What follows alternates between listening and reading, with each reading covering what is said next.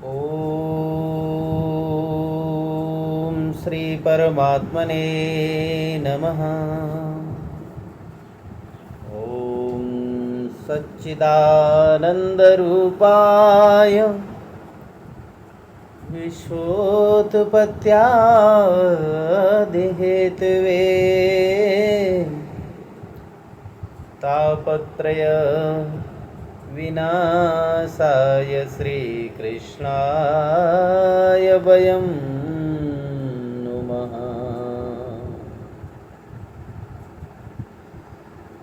ॐ तप्तकाञ्चन गौराङ्गे राधे वृन्दावनेश्वरी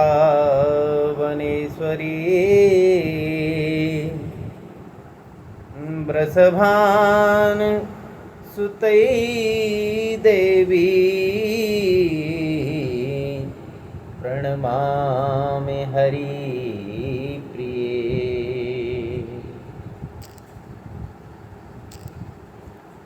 हरे कृष्ण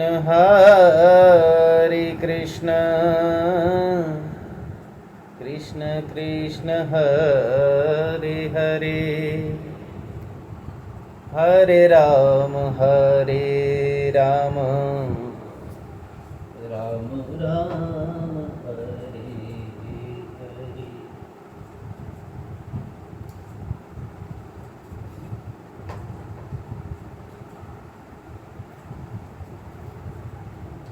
श्री कृष्ण गोविंद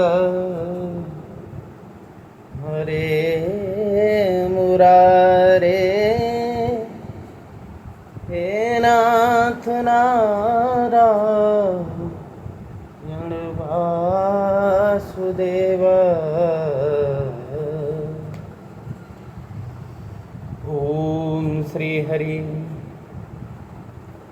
जन्माद्यस्य यतो अनवयादि तरतचार्थे स्वरान् तेने ब्रह्म हृदय आदिकवये मुह्यन्ति यतिसूरयः। तेजो वारिमृदां यथा विनिमयो यत्र त्रसरिगो अमृता। धाम्ना स्वेन सदा निरस्तकुहकं सत्यं परमधीमहि।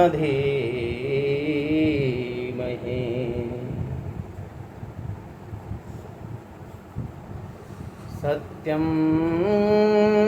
परमधीमहि, सत्यं परमधीमहि।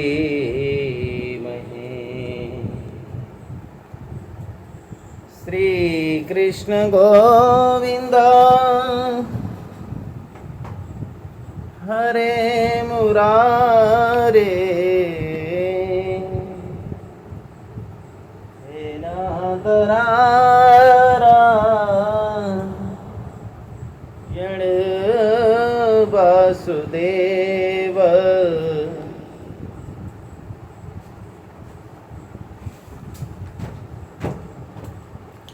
श्री कृष्ण गोविंद हरे मुरारी। नारायण नारायण नारायण नारायण। प्रातः स्मरणीय अर्चनीय वंदनीय परम पूज्यपाद अनंत विभूषित ममदेव श्री सद्गुरुदेव भगवान के उन दिव्य श्री चरण कमलों में हमारा बार बार वंदन, चंदन और अभिनंदन। आप सभी भगवान के प्रेमी श्रोता भक्तजन हमारे साथ में श्रीमद् भागवत कथा का श्रवण कर रहे हैं। आइए आपको हम परम पूज्य ब्रह्मलीन स्वामी श्री अखंडानंद सरस्वती जी महाराज की दिव्य वाणी में भागवत दर्शन के नाम से जो प्रवचन श्री सर्वदेव भगवान ने किया उसी का हम श्रवण कराएंगे।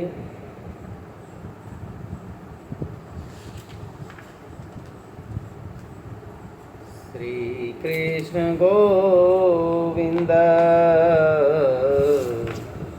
हरे मुरारी, हे नाथ नारायण वासुदेव। श्री कृष्ण गोविंद हरे मुरारी, हे नाथ नारायण वासुदेव। ओम नमो भगवते वासुदेवाय। तो देवर्षि नारद जी की भक्ति से भेंट होती है। श्रीमद् भागवत जी का महात्म्य आप श्रवण कर रहे हैं, जिसमें बताया कि सच्चिदानंद रूपाय विश्वोत्पत्त्यादि हेतवे तापत्रय विनाशाय श्री कृष्णाय वयं नुमः।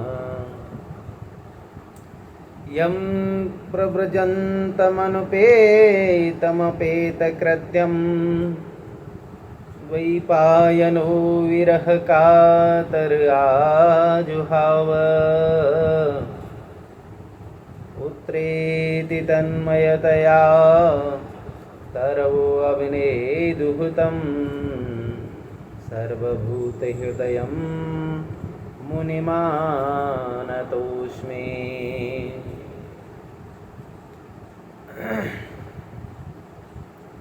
भगवान जो हैं वो सच्चिदानंद स्वरूप हैं।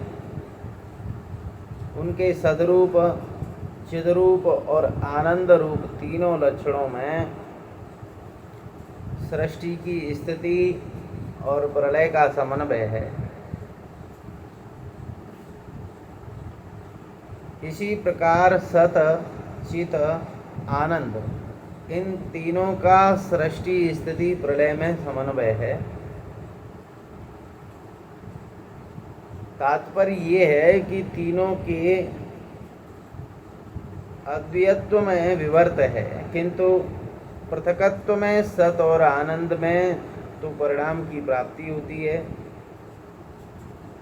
चित में परिणाम की प्राप्ति नहीं होती। इसका कारण है कि चित परिणाम का साक्षी है और साक्षी कभी परिणामी नहीं होता। यही विलक्षण विवेक है इसका। तो हम भगवान श्री कृष्ण को नमस्कार करते हैं। नमस्कार का अर्थ क्या होता है? नमेते नमः,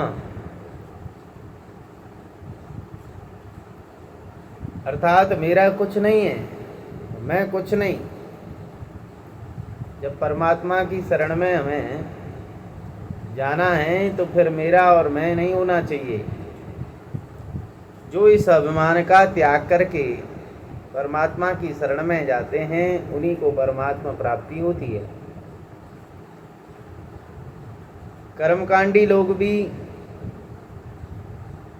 इदम इंद्राय नमः बोलते हैं। जब कोई हवन करामें तो उसमें आप अग्नि में आहुति देते हो तो उसके बाद में बोलना पड़ता है कि इदम इंद्राय नमः। ये जो न मम का संक्षिप्त रूप है, यही तो नमः है। मेरा कुछ नहीं। अपने अहंकार को छोड़ देना, अपने को झुकाना, अपने में नम्रता लाना, यही नमस्कार है। और नमस्कार का प्रयोजन बताते हुए कहते हैं कि तापत्रय विनाशाय, यानी कि जीवन में ताप होते हैं। एक आध्यात्मिक ताप होता है, एक आध दैविक ताप होता है, एक आध भौतिक ताप होता है। तो महाराज हम किसी एक ताप को दूर नहीं करना चाहते, हम तो त्रिताप से निवृत्ति चाहते हैं। तापत्रय विनाशाय श्री कृष्णाय वयम नमः। एक विलक्षणता ये है कि यहाँ पाप निवृत्ति की बात नहीं कही जा रही, यहाँ तो ताप निवृत्ति की, तापत्रय, पापत्रय नहीं आया, तापत्रय। तो ताप निवृत्ति का अर्थ फल निवृत्ति होता है, और पाप निवृत्ति का अर्थ है साधन की निवृत्ति होना। तो ताप का जो साधन है उसकी निवृत्ति पाप निवृत्ति है, यानी जो हम पाप करते हैं उस पाप का जो फल होता है उसी को ताप कहते हैं। तो यहाँ पाप के फल की भी निवृत्ति होनी है। भले ही हमने पहले पाप किए हों, परंतु अब उनका फल न भोगना पड़े, उसके लिए तापत्रय विनाशाय श्री कृष्णाय वयम नमः। हम भगवान श्री कृष्ण को नमस्कार करते हैं, काय के लिए कि हमारे पाप का जो परिणाम है ताप, उसकी निवृत्ति के लिए। हम सब यानी कि जितने भी श्रोतागण हैं वो सब भगवान श्री कृष्ण को प्रणाम करते हैं, नमस्कार करते हैं। तो देखो पाप तो कितने ही हुए होंगे, परंतु अब पाप और पाप के परिणाम ताप के संबंध का विवच्छेद हो गया। अब हमको पाप का कोई फल ताप के रूप में नहीं मिलेगा, ये इसका अर्थ हुआ। तापत्रय विनाशाय श्री कृष्णाय वयम नमः। अब प्रतिपाद्य देवता, प्रतिपाद्य माने जो ग्रंथ के मुख्य देवता होते हैं, उनका अनुस्मरण करके इसके वक्ता श्री गुरुदेव को नमस्कार करते हैं। तो वक्ता कौन है? श्रीमद् भागवत जी के श्री सुखदेव भगवान। उनका त्याग प्रधान जीवन है, वो इसके वक्ता हैं। ऐसे भी इसको समझ सकते हैं कि अंतर्यामी जो नारायण हैं, जो माया के पति हैं, जो चैतन्य हैं, तो महाराज ब्रह्मा वे समष्टि चैतन्य हैं, और नारद जो हैं वो समष्टि के मन रूपी चैतन्य हैं। तो भागवत जी में ये बात बताई कि कस्मै येन विभाषितो अयमतुलो ज्ञान प्रदीपः पुरा तद्रूपेण च नारदाय मुनये कृष्णाय तद्रूपिणम्। श्रीमद् भागवत के जो आदि वक्ता हैं वो तो साक्षात नारायण भगवान हैं, इसलिए व्यास भी नारायण हैं, सुखदेव भी नारायण हैं, ये सब नारायण की तो रूप हैं। अच्छा बताओ, परमात्मा सबके रूप में प्रकट न होए तो फिर वो कैसे परमात्मा हैं? कैसे वो सर्वत्र सर्वव्यापक, कैसे उनको कहा जाएगा? तो देखो वही परमात्मा सबके रूप में प्रकट होते हैं। स्वयं भगवान ही शब्द के रूप में प्रकट हुए। तो ये सब उस चैतन्य का विवर्त है। यदि सगुण ईश्वर को स्वीकार करें तो ये सब सगुण ईश्वर के ही तो रूप हैं। ब्रह्मा, व्यास, नारद, सुखदेव, ये सब इसके वक्ता हैं। अब परीक्षित को श्रीमद् भागवत जी का श्रवण कराने वाले श्री सुखदेव भगवान के लिए वंदन चंदन अभिनंदन करते हैं कि यम प्रव्रजन्तमनपेतमपेत कृत्यम द्वैपायनो विरह कातर आजुहाव पुत्रेति तन्मय तया तरवो अवने दुहतम सर्वभूतहृदयं मुनिमानतोऽस्मि।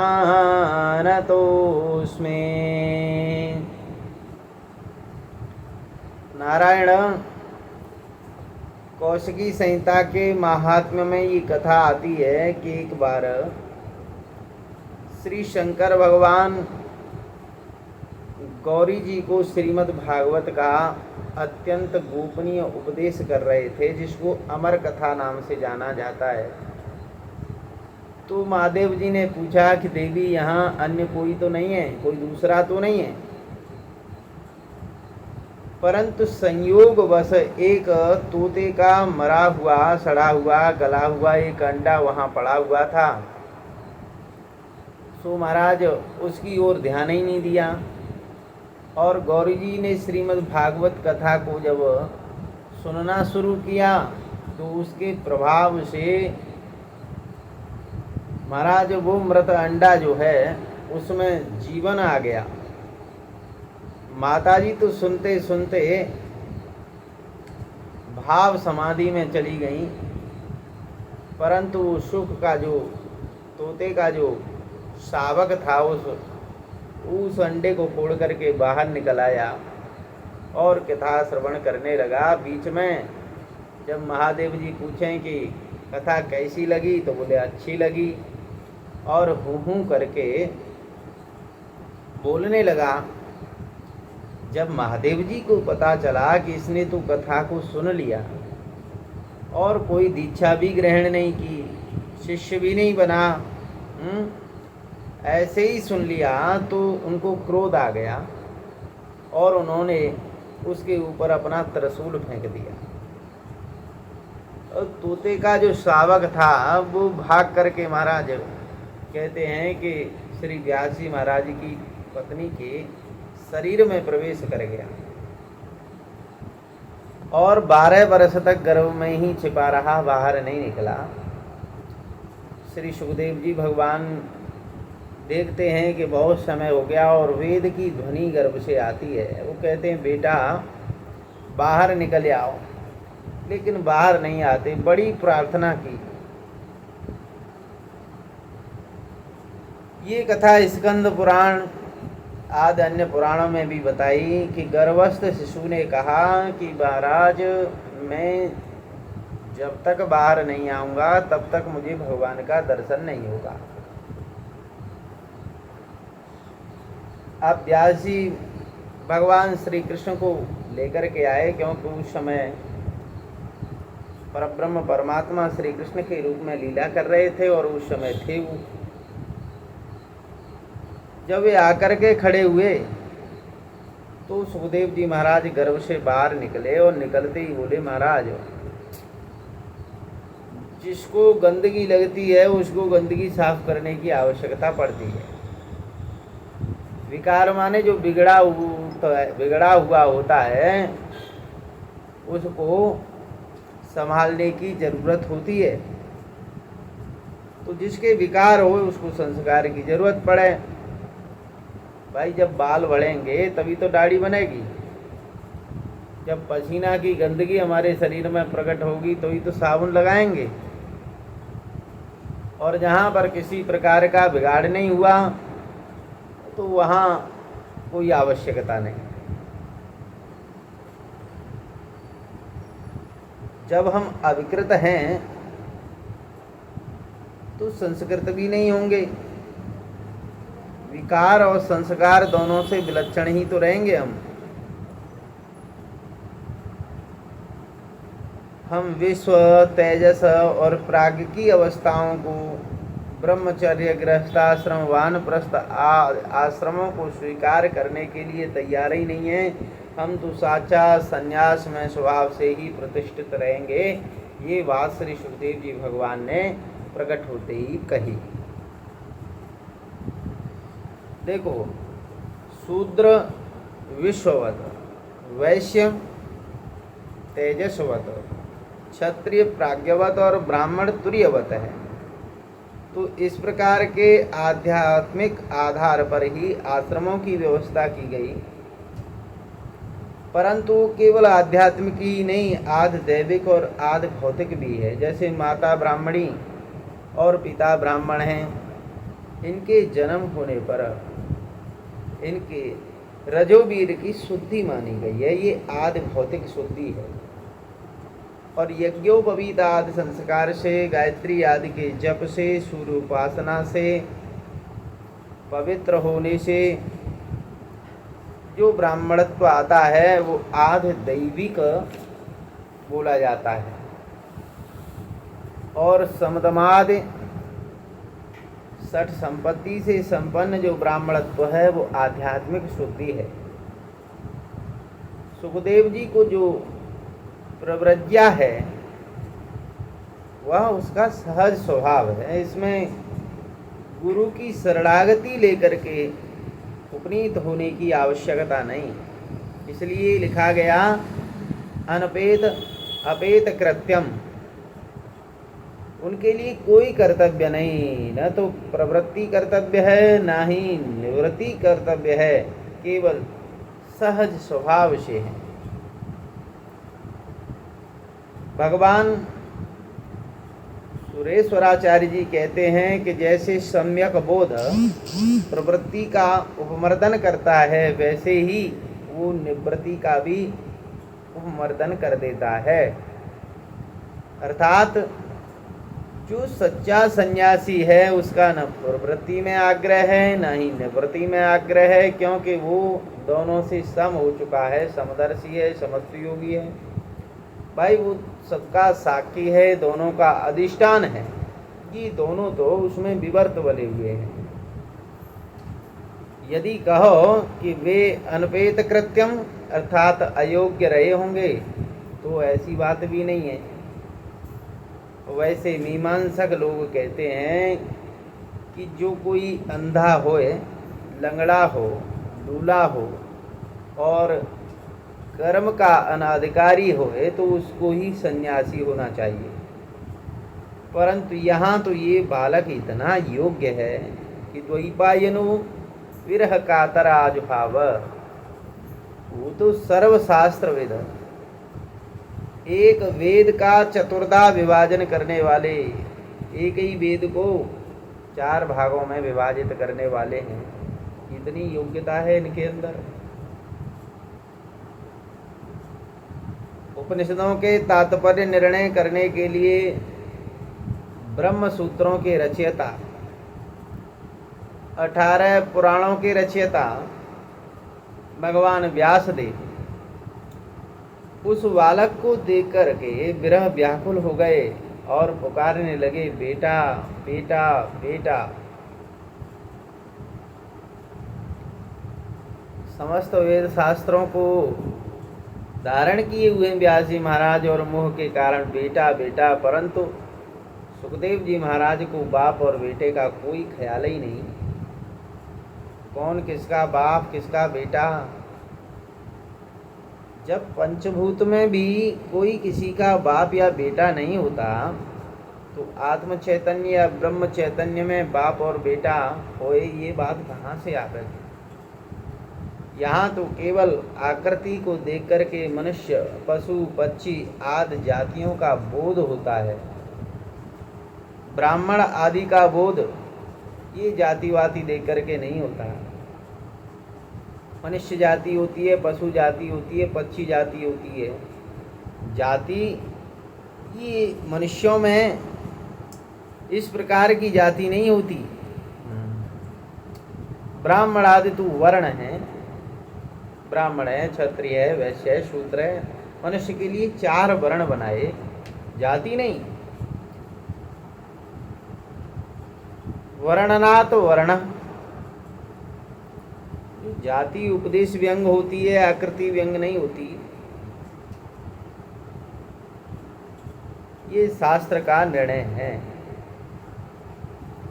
तो तन्मयतया तरवो अभिनेदुह अभिनेदुह उत्तरम ददुह व्यास जी महाराज जब अपने पुत्र के लिए बेटा बेटा बेटा बेटा ऐसे पुकारने लगे तो वृक्षों ने कहा कि अरे बाबा, तुमको हम उत्तर दिए देते हैं, जिसको तुम बेटा बेटा कह करके पुकार रहे हो ना,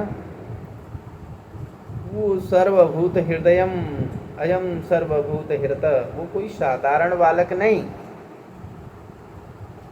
ये तो संपूर्ण प्राणियों के हृदय में रहने वाला अंतर्यामी परमात्मा है। वो हर है, हरि है, हरतीत हर हरिर्वा अथवा सर्वभूत हृदयम, वो समस्त भूत प्राणियों के हृदय में रहने वाला है। हम नमस्कार करते हैं उनको। तो ग्रंथ के आरंभ में श्री सुखदेव जी महाराज को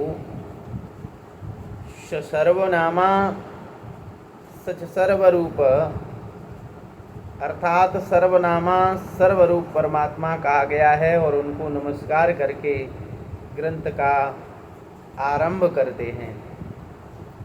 ये स्वयं ग्रंथ होने पर भी ग्रंथि का भेदन करने वाला है। जड़ चेतन ग्रंथ पर गई, जो चेतन है जड़ के साथ मिलकर के जड़ बना हुआ है, अर्थात जड़ और चेतन दोनों का सत्ता देने वाला है। इस प्रकार की जो ग्रंथि पड़ी हुई है, उस ग्रंथि का भेदक है ये ग्रंथ, और दूसरों को ये निर्ग्रंथ करने वाला है। बहुत सारे ग्रंथ ऐसे होते हैं कि उनका स्वाध्याय करें तो महाराज वो ग्रंथि में डाल देते हैं, यानी कि और उलझाए देते हैं। श्री हर्ष जी ने स्वयं वर्णन किया कि ग्रंथिरः क्वचित क्वचित विन्यास प्रयत्नान्मया, ये खंडन खंड खाद्य में बताया।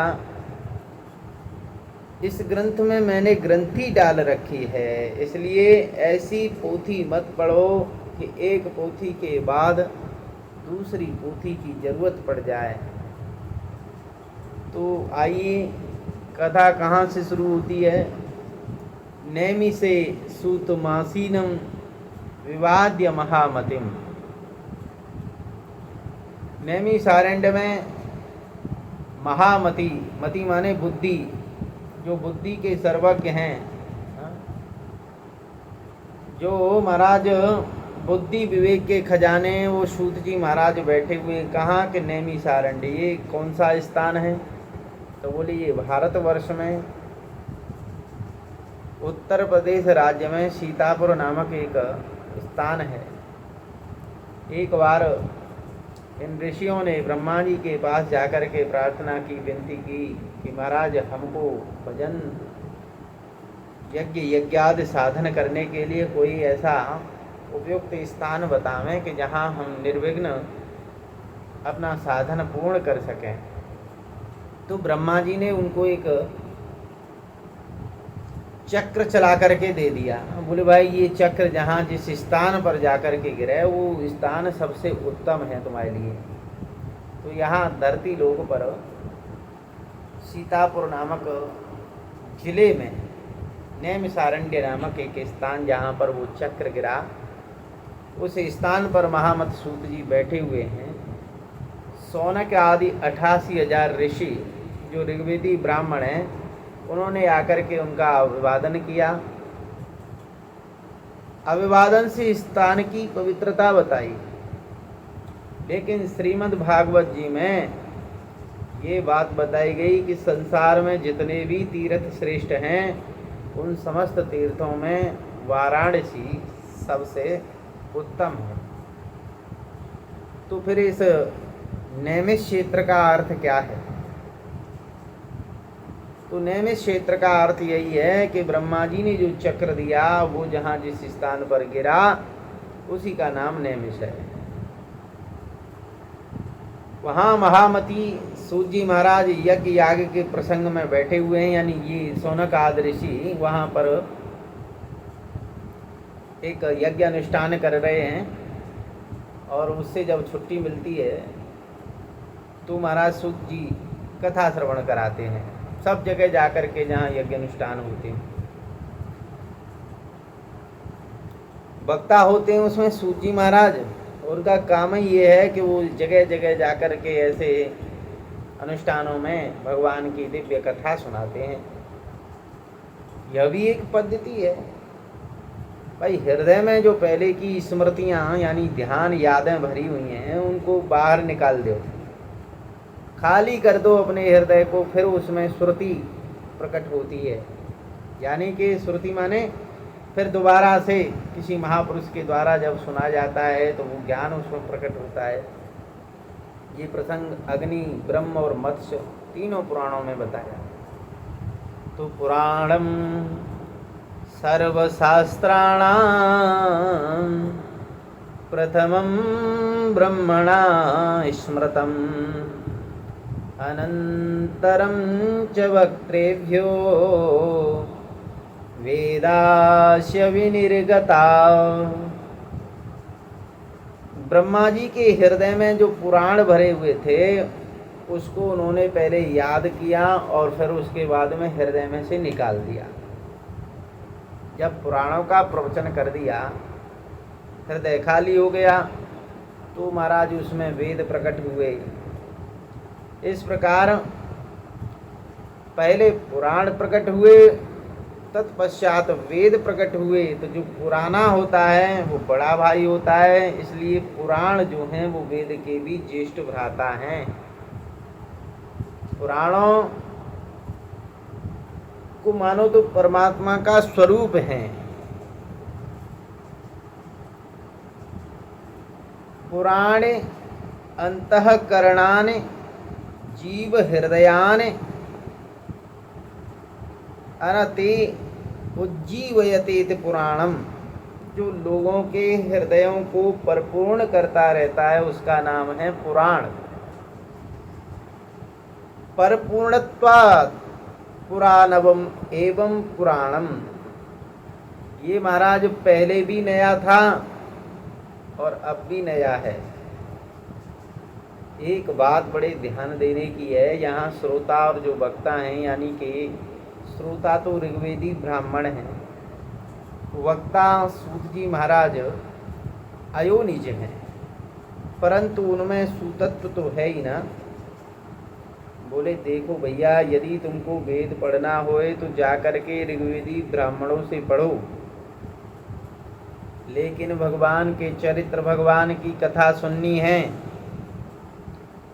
तो भगवान की कथा श्रवण के लिए ऋग्वेदी ब्राह्मण न मिले और उसकी जगह अन्य कोई सूत आदि मिल जावे तो उससे भी सुन लेना चाहिए। भगवान के चरित्र श्रवण करने के लिए श्रवणगत वस्तु महात्म्य प्रधान है। वहाँ वक्ता की महानता नहीं, वहाँ तो भगवान की लीला की महानता है। वस्तुगत प्रधानता दूसरी होती है, वस्तुगत और श्रोत्रगत प्रधानता दूसरी होती है। यहाँ यही विशेष है कि भगवान का आश्रय लो और जिसके द्वारा भी भगवान का श्रवण करने के लिए मिल जावे उन्हीं से भगवान की कथा सुनो। अब सौनक जी ने प्रश्न किया कि महाराज, अज्ञान ध्वांत विध्वंस कोटि सूर्य समप्रभ सूताख्यायि कथा सारम मम कर्ण रसायनम। सूर्य कोटि समप्रभ, यहाँ प्रभ शब्द है, उसका अर्थ प्रतिभा और प्रभा। तो सूर्य के पक्ष में तो प्रभा का अर्थ है और सूत जी के पक्ष में प्रतिभा का अर्थ है। संसार के लोग महाराज अंधकार में भटक रहे हैं, उसको मिटाने के लिए करोड़ों सूर्यों के समान, जैसे सूर्य का प्रकाश, सूर्य की प्रभा होती है ना, उसी प्रकार करोड़ों सूर्यों के समान आपकी प्रतिभा है। इसलिए सूत जी महाराज, आप हमको कथा का सार सार सुनाइए। कथा शब्द वेद में प्रकार वचन है, जैसे यथा, तथा और सर्वथा। तो येन प्रकारेण इति यथा, तेन प्रकारेण इति तथा, और सर्वेण प्रकारेण इति सर्वथा, उसी प्रकार केन प्रकारेण इति कथा। ऋग्वेद में 10-20 बार इस शब्द का प्रयोग आया है, परंतु सर्वत्र कथन के अर्थ में कथा का प्रयोग है। पाणिनीय व्याकरण में जिस अर्थ में कथन शब्द का प्रयोग होता है, उसी अर्थ में वेद में कथा शब्द का प्रयोग होता है। कथा माने तो प्रश्न माने कैसे, यानी भगवान का अवतार कैसे हुआ, ये सृष्टि भगवान ने कैसे बनाई और कैसे भगवान बंध गए, ये कैसे कैसे कैसे बताने के लिए जिस जिस सिद्धांत का, जिस जिस वस्तु का प्रतिपादन होता है, उसके प्रति कथा शब्द का प्रयोग होता है। कैसे का जो उत्तर है वो कथा। कथा माने कैसे। तो कथा विस्तार अथवा व्यास और समास दोनों पद्धतियों से होता है। कथा सारम का अर्थ है कि आप उसको समास पद्धति से बतावें, बड़ी बात को छोटी बात करके बतावें। इसमें विशेषता क्या है कि मम कर्ण रसायनम। महाराज, ये जो कथा है ना, जो हम पूछना चाह रहे हैं, ये कानों के लिए प्रिय है, सुनने में बड़ी प्यारी लगती है, ये रसायन है। यदि कोई किसी वस्तु का निरूपण अवच्छेद का चिन्ह से पद्धति से करने लगे तो सुनने वाला उद्विग्न हो जाएगा।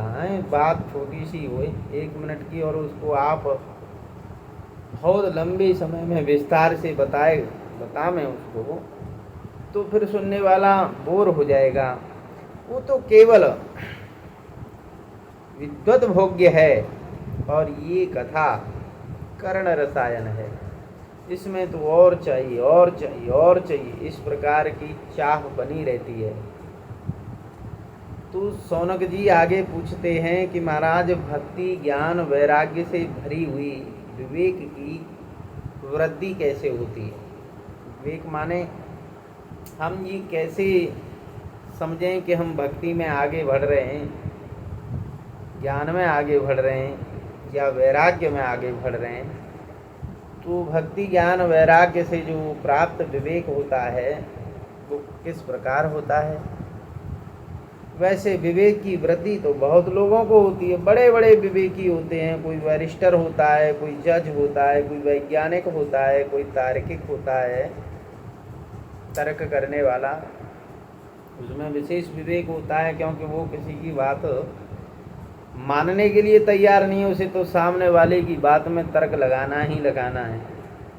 उनको विवेक तो होता है, परंतु प्रेम रहित विवेक होता है। वो परमार्थ की प्राप्ति के लिए एक विशेष प्रकार का विवेक होना चाहिए। बुद्धि में विवेक है, कैसे खामे हैं, बढ़िया बढ़िया खाने का और बढ़िया बढ़िया पहनने का जो शौक आ रहा है मन में, वो विवेक नहीं, उससे परमार्थ की प्राप्ति नहीं होती है।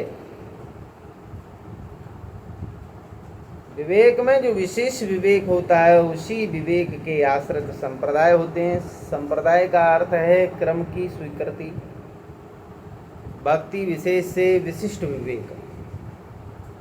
जब हम परमार्थ के विवेक में एक क्रम स्वीकार कर लेते हैं तो वहाँ संप्रदाय आ जाता है। किसी गुरु के द्वारा क्रिया सीखते हैं तो उस गुरु के संरक्षण में रहने में वो संप्रदाय बन गया। संप्रदाय अच्छे अर्थ में है, बल्कि बुरे अर्थ में नहीं। क्योंकि ये राजनीतिज्ञों का संप्रदाय नहीं है। जो हमारा सम्यक प्रकृष्ट महापुरुषों से प्राप्त ज्ञान का जो न्याय है उसको संप्रदाय कहते हैं, जहाँ से हमको गुरुदत्त ज्ञान मिलता है। तो सूत जी महाराज, ऐसे विवेक की वृद्धि कैसे हो? वैष्णव लोग माया मोह का निराश कैसे करते हैं? महाराज घोर कलयुग आ गया है, हैं? जीव असुर हो गया है। इन क्लेशाक्रांत जीवों को सुखी बनाने का क्या उपाय है महाराज?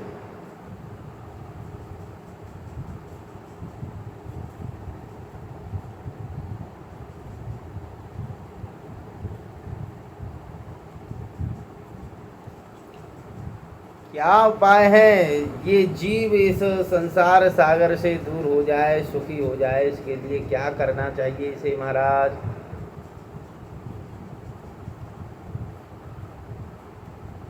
देखो, एक महात्मा जी ने आशीर्वाद दिया कि राजपुत्र चिरंजीव मरत्वम ऋषिपुत्र का। राजकुमार तो चिरंजीवी हो जावे और ब्राह्मण का कुमार जल्दी मरे। साधु तुम मरवा जीववा, सतपुरुष तुम जियो या मरो, तुम्हारे लिए दोनों कल्याणकारी हैं। व्याधमा जीव मा मर, अरे दुष्ट, न तो तू जी और ना ही तू मर, क्योंकि दुष्ट को कहीं भी सुख नहीं मिलता है। तो कम से कम इस जीवन में सुखी होना चाहिए हमें। ये तो अपनी बुद्धि में मनुष्य बने तो विचार होए कि हमें सुख किस चीज़ में मिलता है।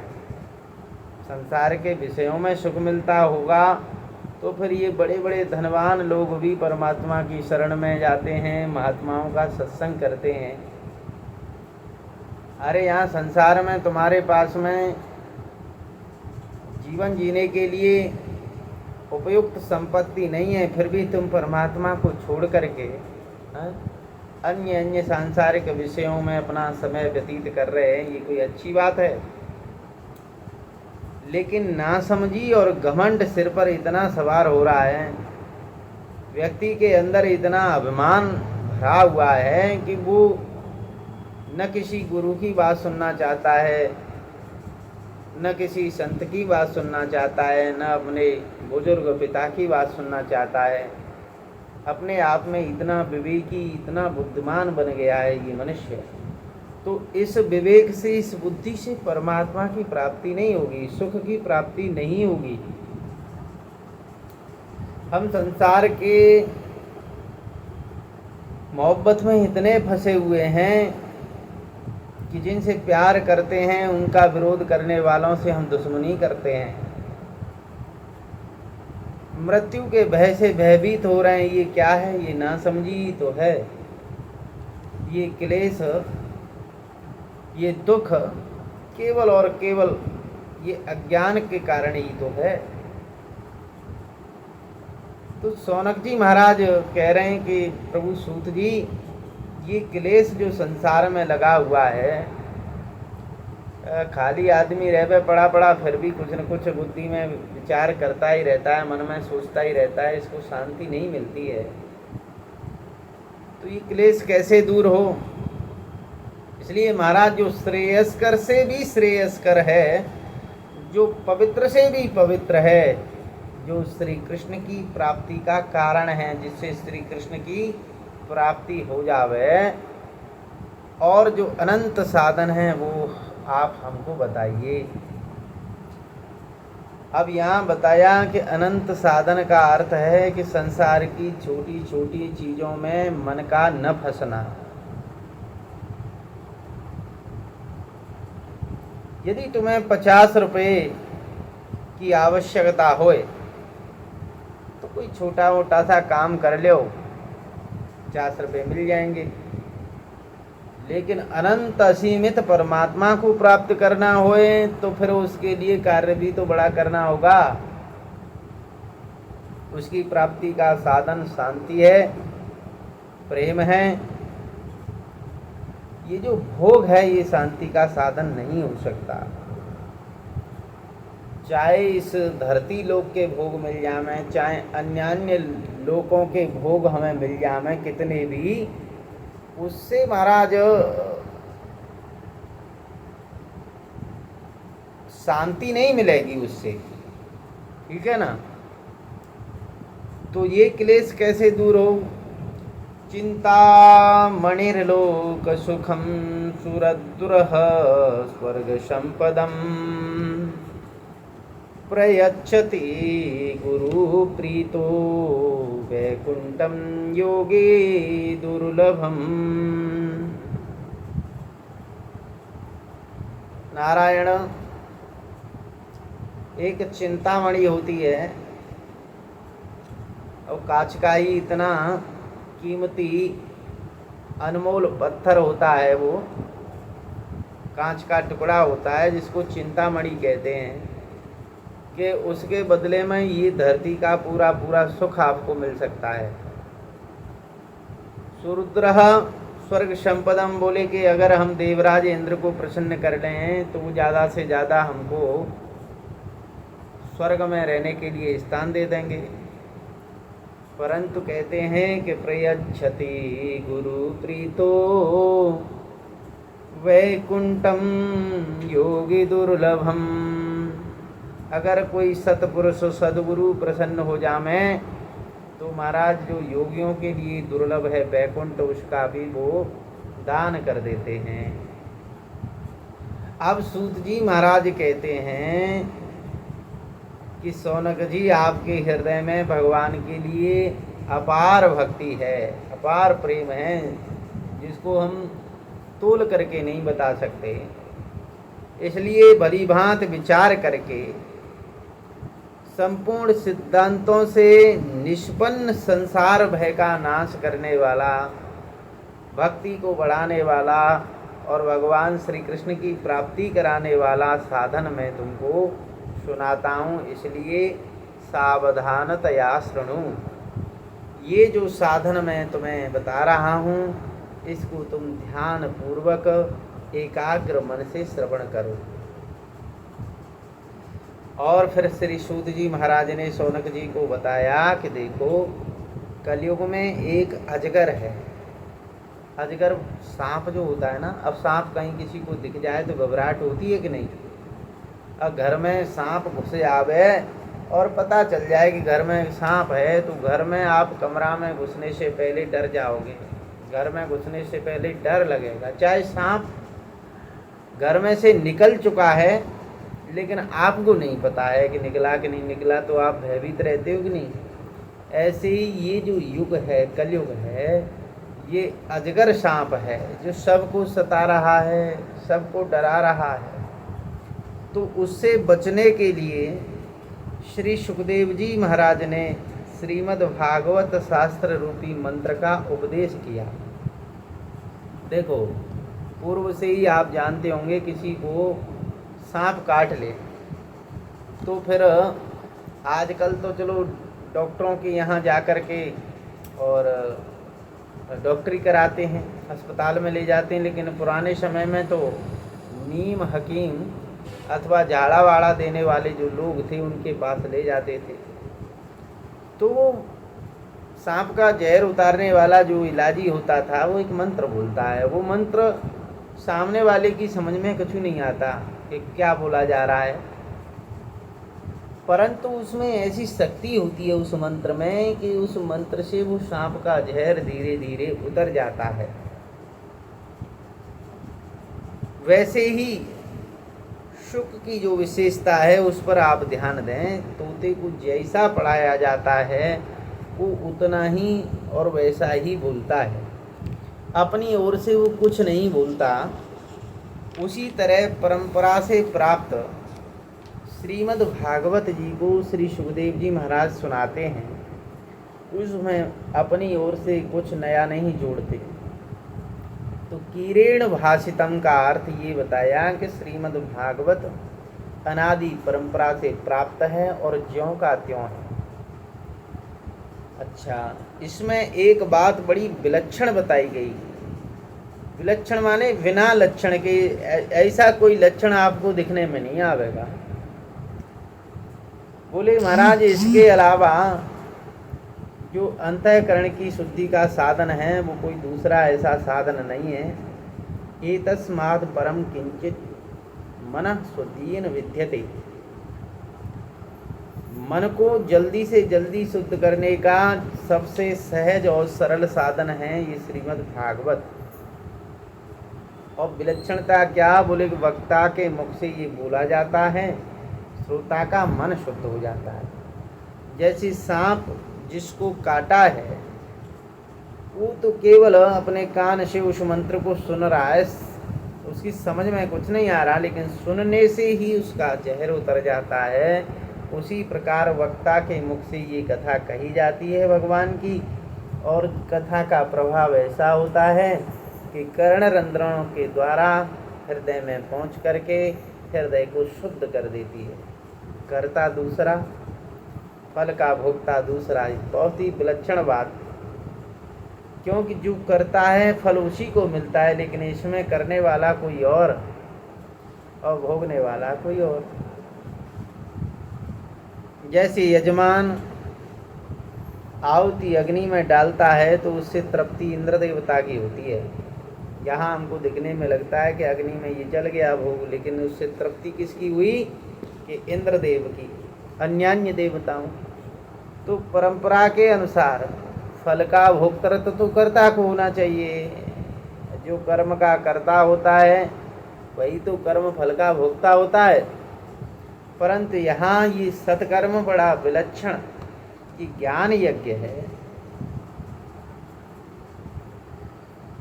यहाँ आपका श्रवण ही अग्निकुंड है। आपके हृदय में बैठे हुए आत्मदेव ही आराध्य देव हैं। यजमान यदि आहुति देता है तो वो आपकी अंतरात्मा को मिलती है। तो ये बात कर्ता दूसरा है, भोक्ता दूसरा है। वास्तव में यहाँ कर्ता कोई दूसरा नहीं, जो अंतर्यामी यहाँ बैठा करके बुलवा रहा है वही अंतर्यामी सामने वाले में बैठ करके सुन रहा है। श्रोता और वक्ता दोनों के हृदय में एक ही कर्ता और एक ही भोक्ता मौजूद है, इसलिए इसका रस लेना चाहिए। ये जन्मांतर के पुण्य का फल है। अनेकानेक जन्म हुए, जन्मांतरे भवेत पुण्यम तथा भागवतम लभेत। बोले ये जन्म जन्मांतरों का पुण्य नहीं, ये पुण्य कर्म भी नहीं, ये तो पुण्यों का फल है जो आप श्रवण के द्वारा अनंत तृप्ति प्राप्त कर रहे हो। अब सूत जी महाराज बताते हैं कि जब श्री सुखदेव जी महाराज राजा परीक्षित को ये उपदेश कर रहे थे तो अमृत का घड़ा लेकर के देवता लोग आए और श्री सुखदेव जी महाराज से बोले कि महाराज आप ये अमृत तो हमको बुलाए दो। हाँ, कथा सुधा का पान हम लोग करेंगे। श्री सुखदेव जी महाराज ने कहा कि देवताओं तुम लोग बहुत स्वार्थी हो, भला स्वर्ग के अमृत के साथ इस कथा रूपी अमृत की तुलना कर रहे हो। लेकिन इस भागवतामृत का अधिकारी तो भगवान का प्रेमी भक्त होता है। जो भगवान से प्रेम नहीं करता हो वो इसका अधिकारी नहीं होता। तो क्या देवता लोग भगवान से प्रेम नहीं करते? हाँ करते हैं, परंतु जैसे एक भक्त केवल और केवल भगवान की भक्ति करता है, देवता लोग तो भैया जैसे यहाँ मनुष्य लोक में मनुष्य रह रहे हैं उसी प्रकार स्वर्ग लोक में देवता लोग रहते हैं, तो वहाँ भोगों की बहुलता है।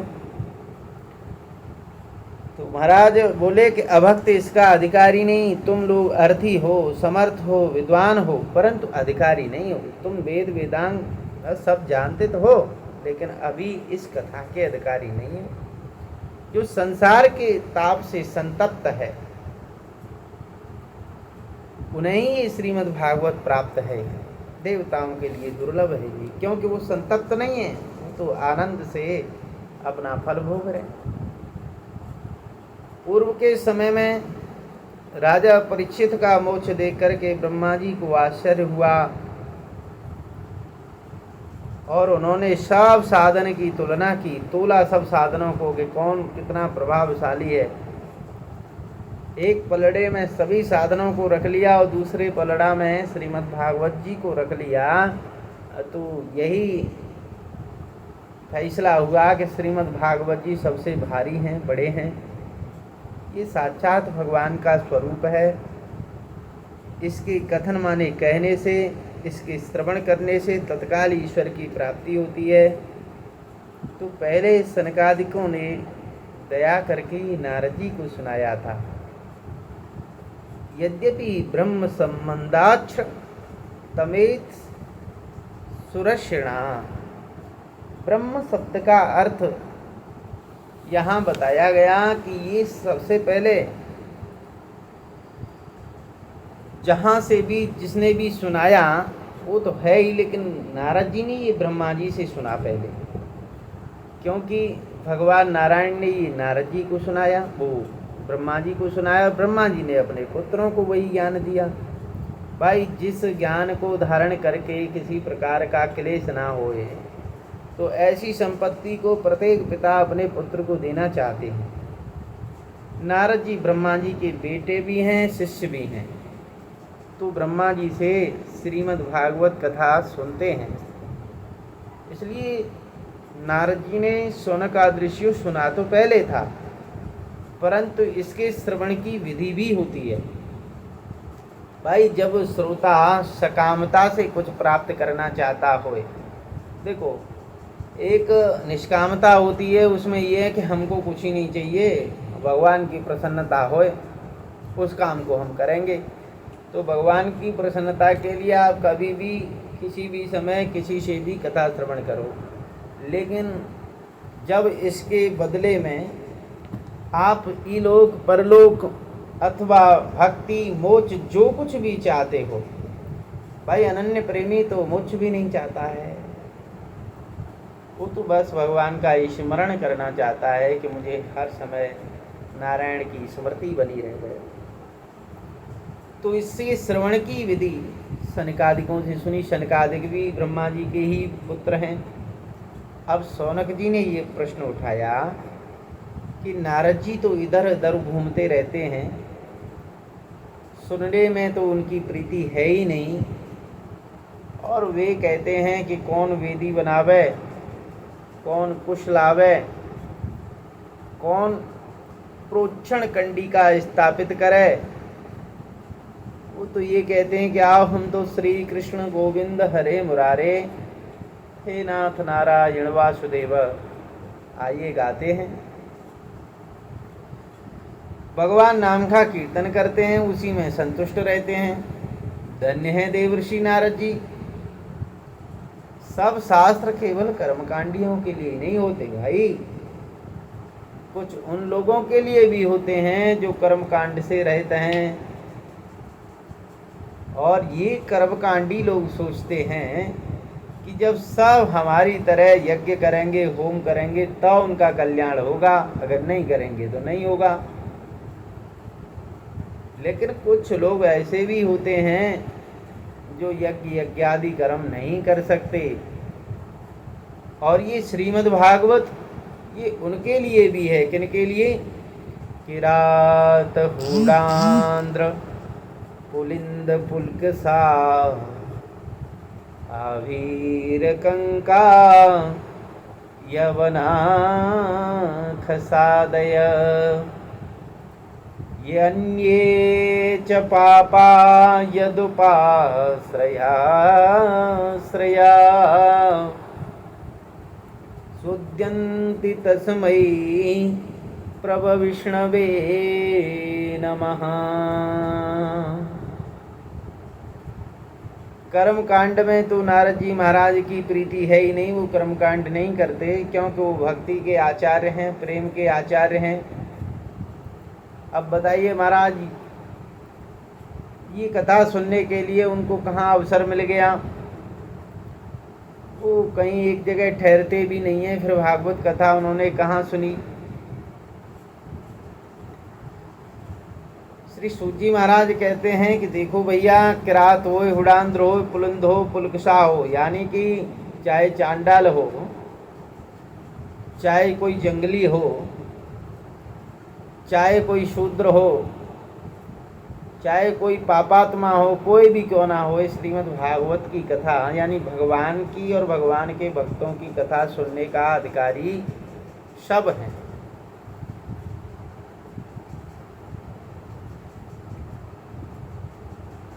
श्री सूजी महाराज कहते हैं, सोनक जी, मुझे श्री सुखदेव जी ने बताया था कि एक दिन चारों सनकादिक सत्संग के लिए विशाला नगरी में एकत्रित हुए, विशालापुरी में, और वहाँ उनकी भेंट नारद जी से हो गई।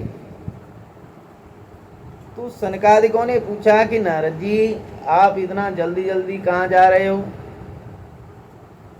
और आपके मुख पर इतनी चिंता क्यों है? अरे जो भगवान का है उसको तो किसी की चिंता नहीं होनी चाहिए।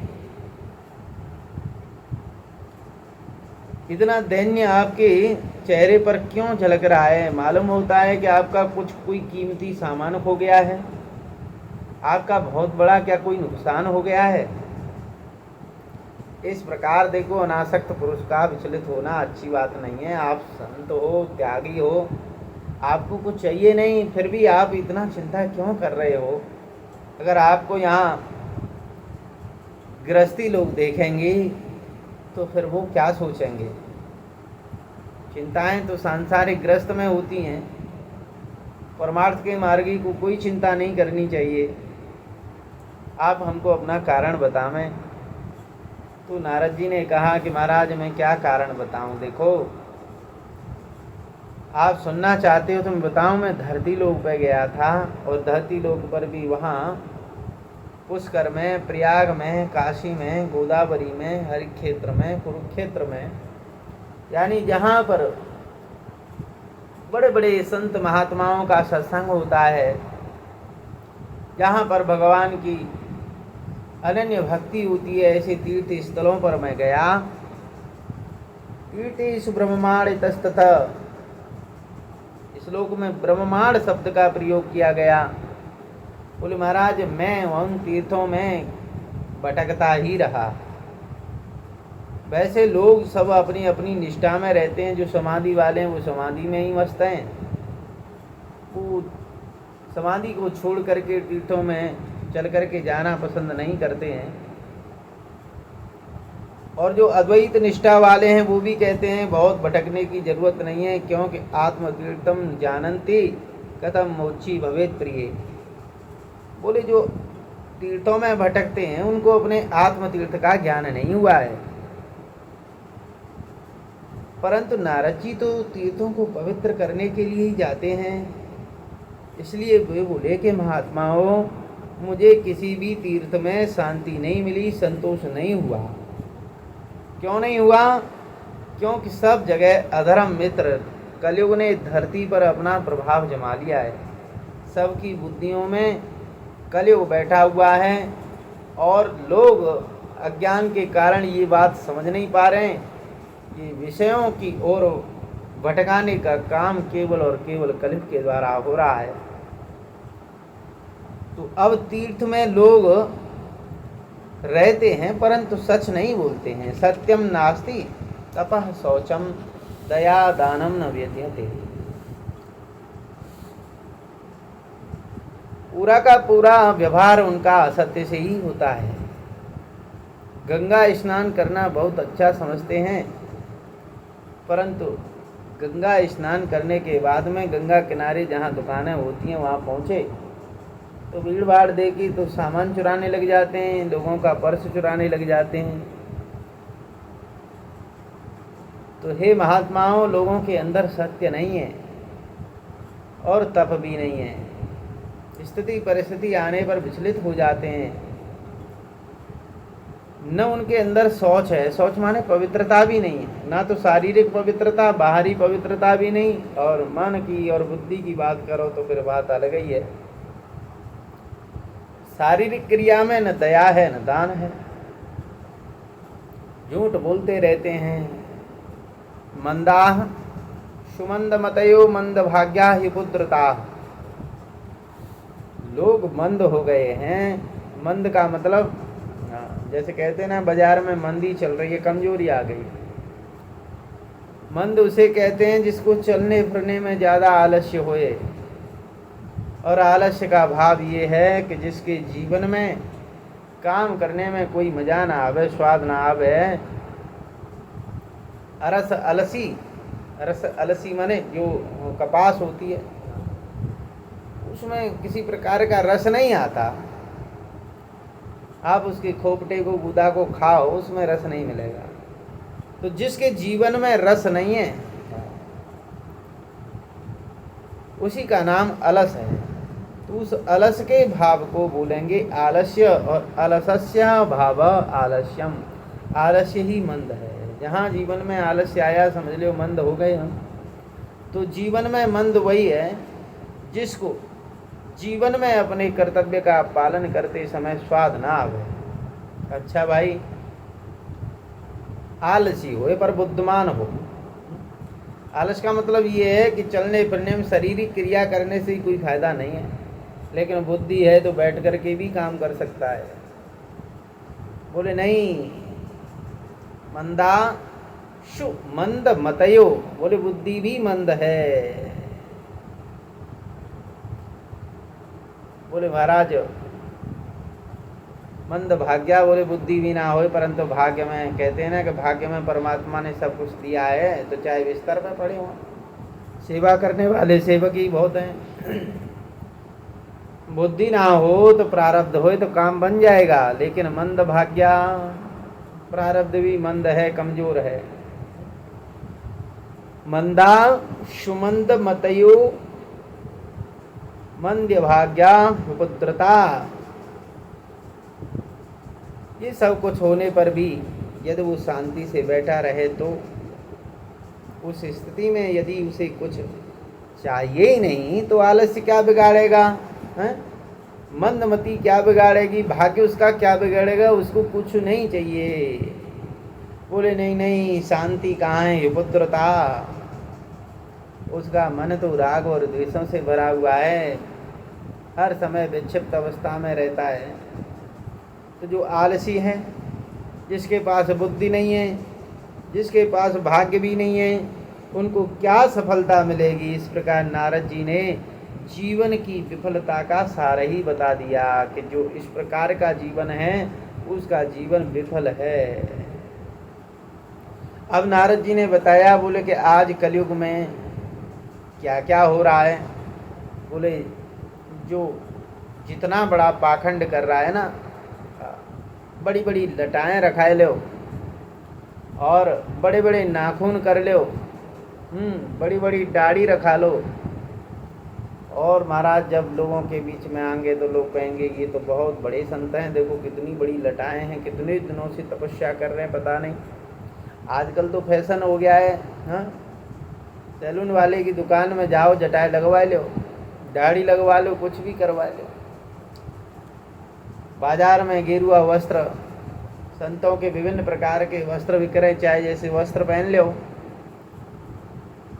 तो जैसे झांकी निकालने के लिए पाठ किया जाता है किसी नाटक में या किसी प्रोग्राम में, उस प्रकार जो झांकी निकालने वाले जैसे लोग हैं वही बड़े संत बने हुए हैं। पाखंडी माने पाखंड, पा माने पाप, पाप का जो खंड कर दे, पापस्य खंडाने। श्रीमद् भागवत में पाखंड की ये व्युत्पत्ति बताई। और महाराज विरक्ता परिग्रह, जिसके पास बहुत परिग्रह है, धन संपत्ति, बड़ी बड़ी बिल्डिंगें, बड़े बड़े आश्रम बने हुए हैं, बहुत ज़्यादा संग्रह किए हुए हैं, वही महाराज सबसे बड़े विरक्त शिरोमणि माने जाते हैं। मैंने देखा कि जिनके पास सब कुछ प्रचुर मात्रा में है वो विरक्त हैं। घरों की स्थिति ये है कि तरुणी प्रभुता गे हे शाल को बुद्धदायक, जब तक स्त्री घर में जवान रहती है तो उसका हुक्म चलता है, और बूढ़ी हो जाती है तो उसकी कोई बात नहीं सुनता। घर में कोई नया कार्य होना है तो सलाहकार भाई नहीं, साले हैं, सालों से सलाह ली जाती है। और लोभ इतना बढ़ गया है कि धन के लिए लोग अपनी पुत्री तक को बेच देते हैं। दंपत्ति माने पति पत्नी में भी कलह होता रहता है। आश्रमों को दुष्टों ने दूषित कर दिया, तीर्थों को, सरिताओं और मंदिरों को दुष्टों ने नष्ट कर दिया। तीर्थों को, सरिताओं, मंदिरों को, सबको। योगी, सिद्ध, ज्ञानी एवं सत्कर्मी तो ढूंढे से मिलते ही नहीं हैं। तो कल दावानल ने समस्त साधनों को वश में कर दिया। अट्टशूला जनपदा शिवशूला द्विजातयः कामिन्य केशशूलिन्य संभवन्ति कलाभिः। महाराज, ऐसा कलयुग आ गया है, ऐसा समय का परिवर्तन हो गया कि अपने खाने की जो चीज़ें पैदा होती हैं उसको लोग विदेशों में भेज देते हैं। अट्टशूला का ये अर्थ बताया कि द्विजाति तो हैं परंतु उनको वेद से प्रेम नहीं है। शिव माने वेद से कोई प्रेम नहीं करता। और कामिनियाँ अपने बाल कटाए देती हैं, बाल कटाने में उनका प्रेम हो गया है। किंतु केशशूलिन्य पद का बड़ी मर्यादा के साथ प्रयोग किया गया, जिसका अर्थ है कह प्रजापति ईशो यस्य तस्य शूलिन्य। बोले बाल कटाना कि नहीं कटाना ये हमको कोई लेना देना नहीं। कहने का तात्पर्य है कि स्त्रियां मनमाना आचरण पसंद करती हैं, व्यभिचार पसंद करती हैं। ऐसी जब मैंने यहाँ आकर के धरती लोक की स्थिति देखी, तीर्थों की स्थिति देखी, तो एवं पश्यन् कलेर्दोषान् पर्यटन् वनीमहं यामुनं तटमापन्नो यत्र लीला हरेरभूत्। नारद जी ने कहा ये इस धरती की दशा है। एक दिन में विचरण करता हुआ पहुंच गया जमुना जी के किनारे पर, जहां भगवान ने लीला की थी। लीला वो है लयनम लाते लीला, जो हमारे मन को अपने में मिला ले, तल्लीन कर दे, लीन कर दे। जैसे दवा से किसी रोगी का दर्द गायब हो जाता है, वैसे ही संसार के दुखों से हटा करके जो परमात्मा में लीन कर दे, तन्मय कर दे, उसको लीला कहते हैं। तो वहाँ यमुना जी के किनारे जहाँ भगवान ने लीला की, वहाँ हमने बड़ा एक आश्चर्य देखा। एक युवती स्त्री दुखी होकर के बैठी हुई थी और उसके अगल बगल में दो बेहोश पड़े हुए थे बालक। वो बालक कह रही थी, दिखने में तो वो बूढ़े थे, कमज़ोर लग रहे थे। वो उनको जगाने की कोशिश कर रही थी, सहायता के लिए कोई सहायक ढूंढती, पर कोई दिखाई नहीं देता। उसके पीछे सैकड़ों स्त्रियां उसकी सेवा में लगी हुई थीं, उसको समझा भी रही थीं। मैंने दूर से ये दृश्य देखा तो थोड़ा सा पास में चला गया, तो मुझे देखते ही स्त्री खड़ी हो गई और उसने कहा कि महाराज आप क्षण भर के लिए यहाँ ठहर जाएं। वो साधु क्षणम तिष्ठ,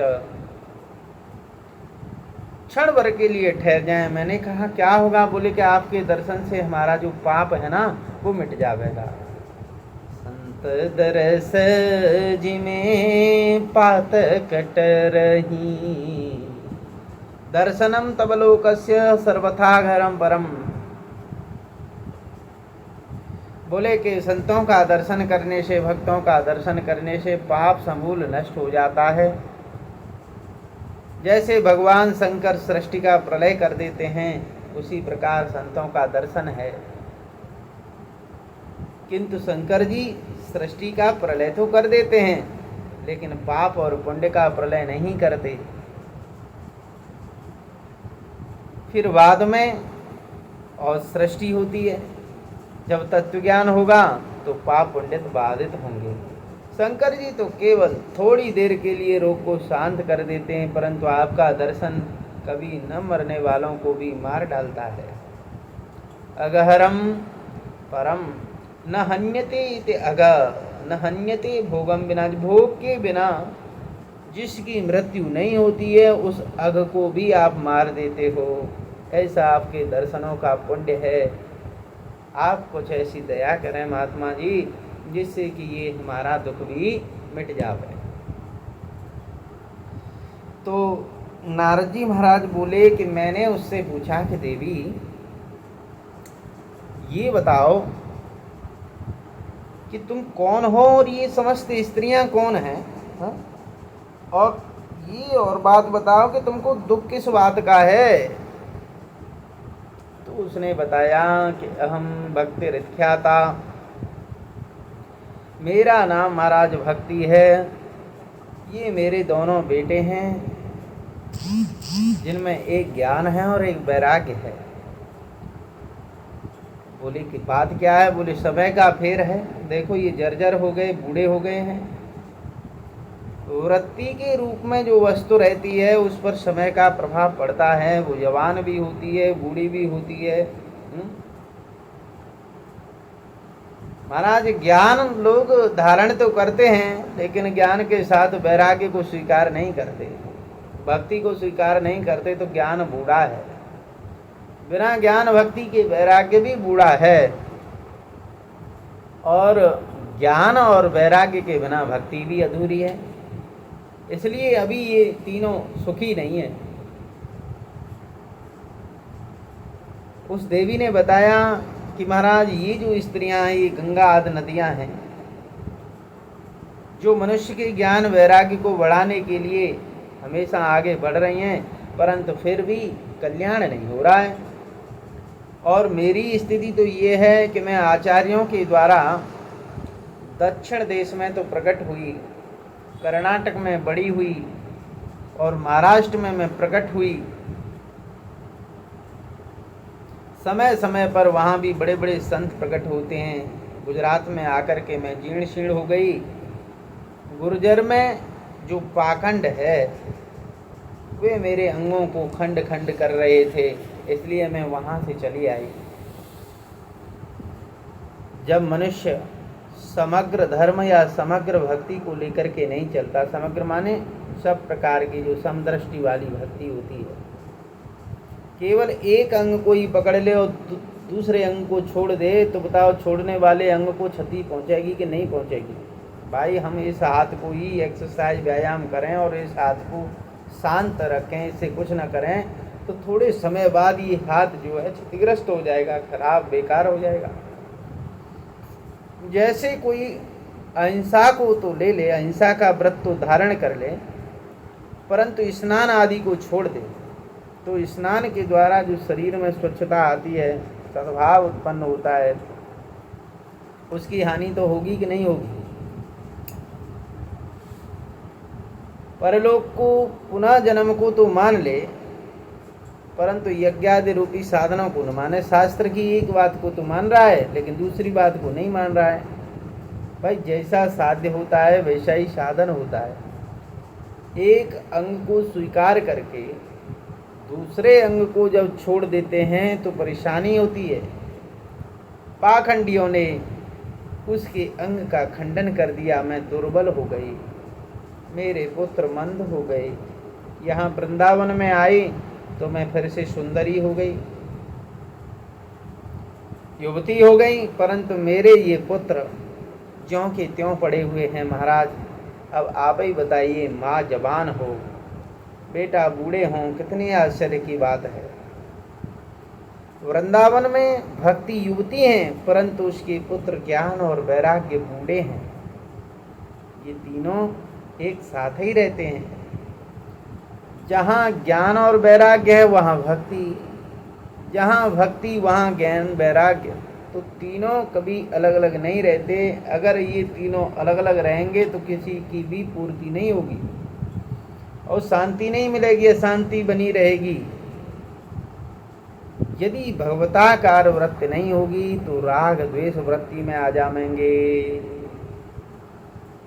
जब राग द्वेष होंगे तो ज्ञान कहाँ से होगा? और ज्ञान नहीं होगा तो भक्ति किसकी होगी? भक्ति नहीं होगी तो संसार के विषयों से वैराग्य कैसे होगा? इसलिए श्रीमद् भागवत जी का सिद्धांत ये है कि भक्ते परेशान भवो विरक्तिरन्यत्र चैव चित्तक एक काल प्रपद्यमानस्य यथाश्नत तुष्टे पुष्टे चुदपायो अनुभाषम। जैसे भोजन करने से प्रत्येक ग्रास में पुष्टि और तुष्टि और क्षुधा की निवृत्ति होती है, वैसे ही भजन के प्रत्येक क्षण में ज्ञान, वैराग्य और भक्ति की वृद्धि होती है। ये तीनों एक साथ रहते हैं, परंतु यहाँ हो गया वैषम्य, इसलिए बहुत दुख हो रहा है। आप हमारी इस बात का समाधान करें भगवान। तो नारद जी महाराज इस प्रकार भक्ति का दुख श्रवण कर रहे हैं और विचार कर रहे हैं कि क्या करना चाहिए। नारद जी ने एक क्षण के लिए भगवान का ध्यान किया, सब कुछ सोच समझ करके बोले कि हरिह समते करिष्यति। देवी तुम दुखी मत हो, विषाद मत करो, भगवान तुम्हारा कल्याण अवश्य करेंगे। काल का चक्र बहुत विलक्षण है, दिन के बाद रात और रात के बाद दिन। इसका अर्थ ये है कि प्रकाश में अपने कर्तव्य का पालन करो और अंधकार में निवृत्त होकर के विश्राम करो। प्रकृति ने विश्राम के लिए रात बनाई है, यानी काल ही दो भागों में विभक्त होकर के हमको श्रम भी दे रहा है और विश्राम भी दे रहा है। और जो विश्राम को छोड़ करके श्रम करेगा उसको भी काल खा जाएगा, अथवा जो श्रम छोड़ करके केवल और केवल विश्राम करेगा उसको भी काल खा जाएगा। रात और दिन दोनों जीवन में हैं। युगो अयम दारुणः कलिहे। इस युग के प्रभाव से सदाचार, योग मार्ग और तपस्या का लोप हो गया है। जना अघासुरायन्ते। 60 दुष्कर्म कारण लोग असुर बन गए हैं, अघासुर बन गए हैं।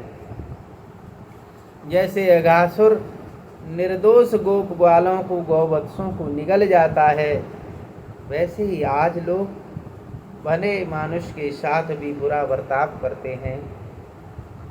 देख लो, संत दुखी रह रहे हैं और असंत सुखी रह रहे हैं। इस समय जो धैर्य धारण करे वही धीर अथवा पंडित है।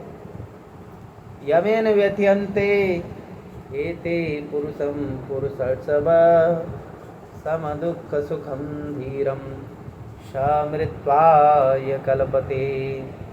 ये बात बताई कि उस अमृत तत्व की प्राप्ति किसको होती है? जो धीर होता है, जो स्थिति परिस्थिति आने पर ज्यों का त्यों रहता है।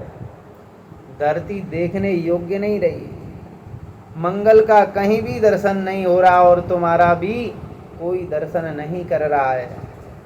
लोगों की दृष्टि वैराग्य पर नहीं, वो ऐसा समझते हैं कि राग से ही हमको सुख मिलेगा, परंतु जिसके राग हो गया वो चीज ही मर जाएगी।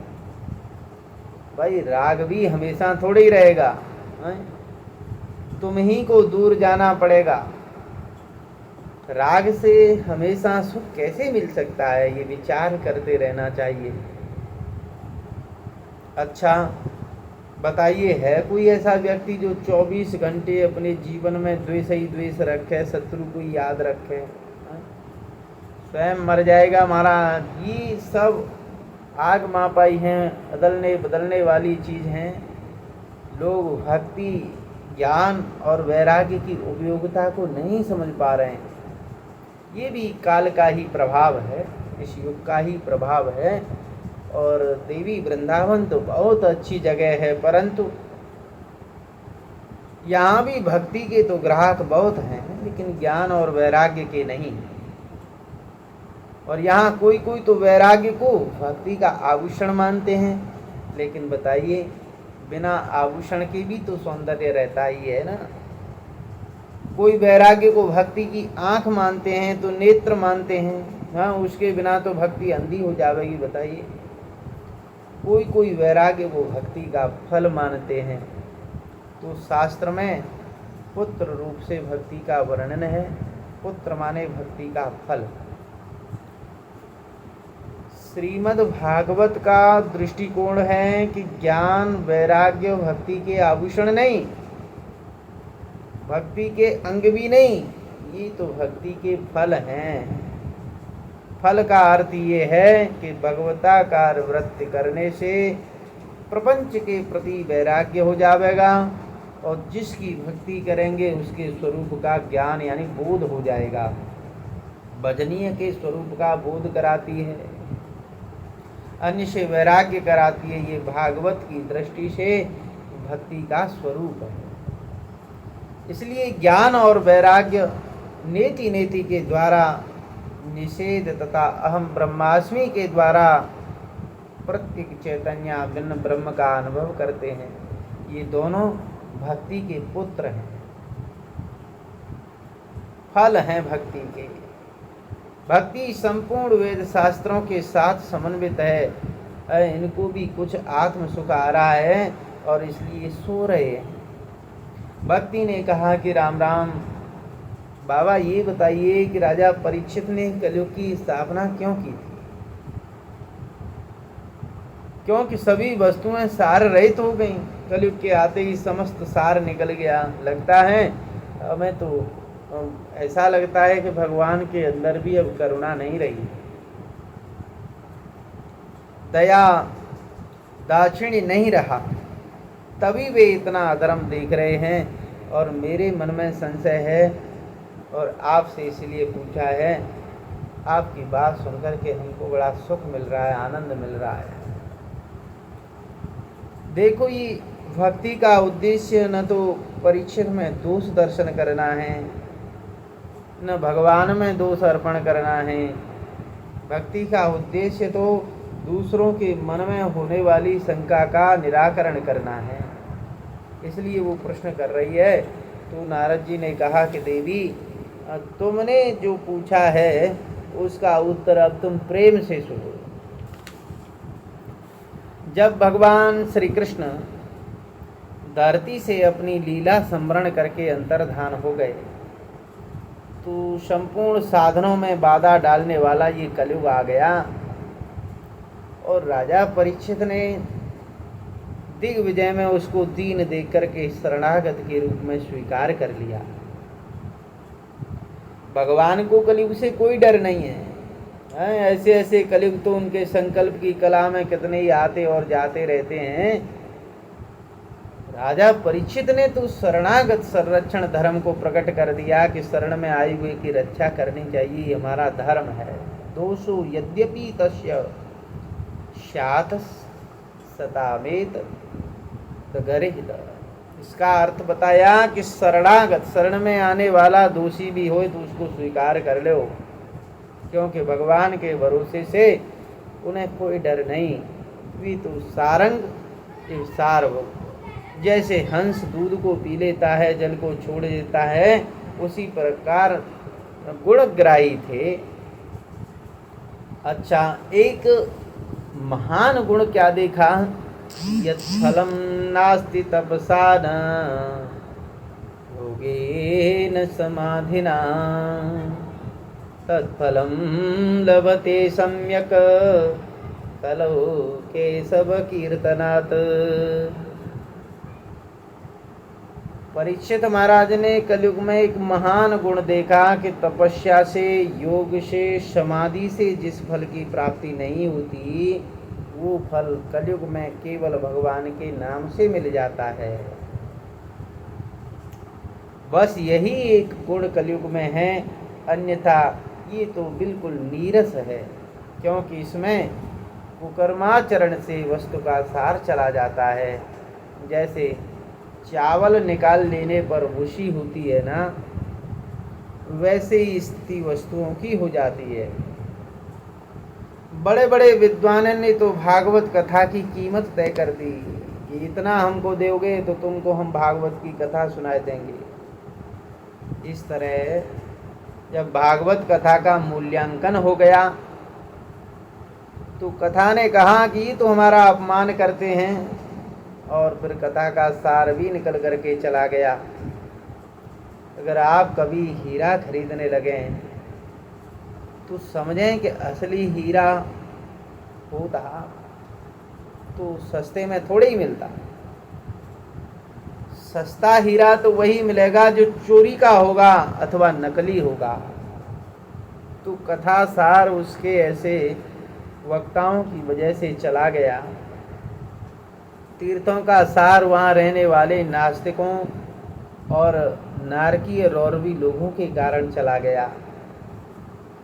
तपस्या का सार उन कामी क्रोधी लोभी लोगों के कारण चला गया जो मात्र उसका दिखावा कर रहे हैं। अब उन लोगों की बात देखो जो ध्यान का ढोंग करते हैं। पहले तो वे ध्यान की लूट मचाते हैं कि आओ हमारे पास, हम 30 मिनट में ध्यान लगवा देंगे। भला कहीं 30 मिनट में, 20 मिनट में, 3 मिनट में कहीं ध्यान टिकने वाला है? वह तो वैसे ही हुआ जैसे नोट दुगना चौगुना करने वाले ठग करते हैं। अरे बाबा, ध्यान लगाने के लिए तो पहले जप करना पड़ता है, गुरु की शरणागति लेनी पड़ती है, अभ्यास करना होता है। ऐसा करने पर ही आध्यात्मिक उन्नति होती है। ये कहीं रास्ते में पड़ा हुआ सस्ता माल नहीं कि तुम उसे उठा लोगे और फिर दूसरों को लुटा दोगे।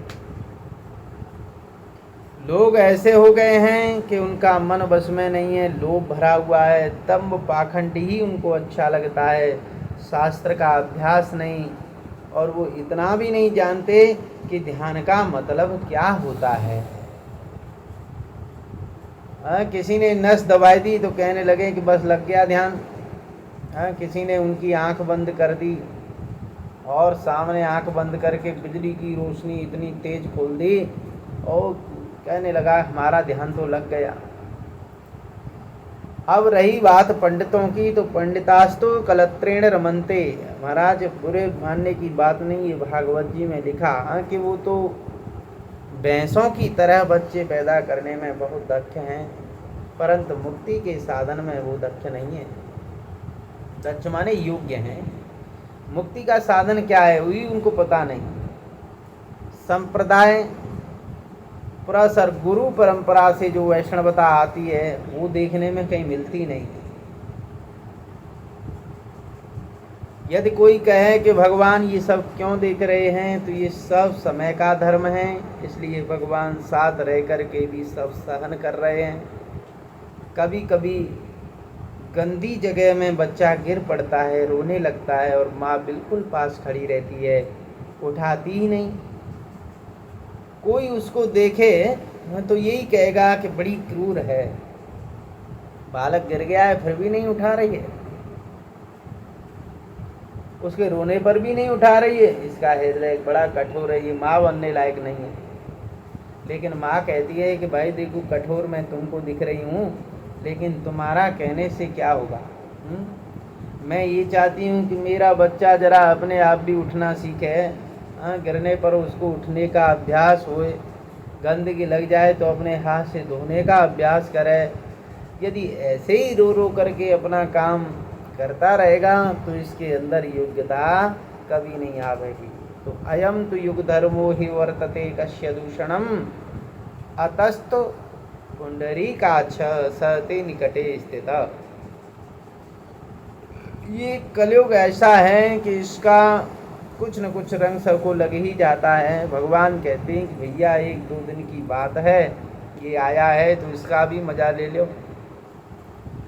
इसी दृष्टि से वो सब सहन कर रहे हैं। तो भक्ति देवी ने कहा कि हे नारद जी, आपके दर्शनों से, आपके सत्संग से मुझे परमानंद की प्राप्ति हुई है। साधुओं का दर्शन मंगलों का देने वाला है। जयति जगति मायां यस्य कायादवस्ते वचन रचनमेकं केवलं चाकलय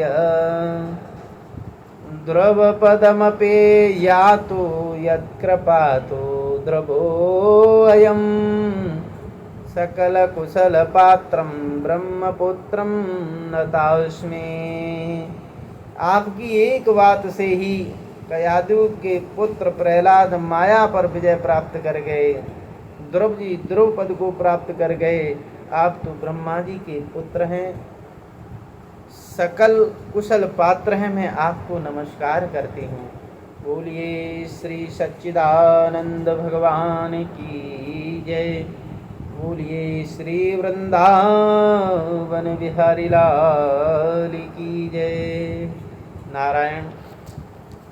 तो आप सभी भक्तों से अब हम विदा लेते हैं।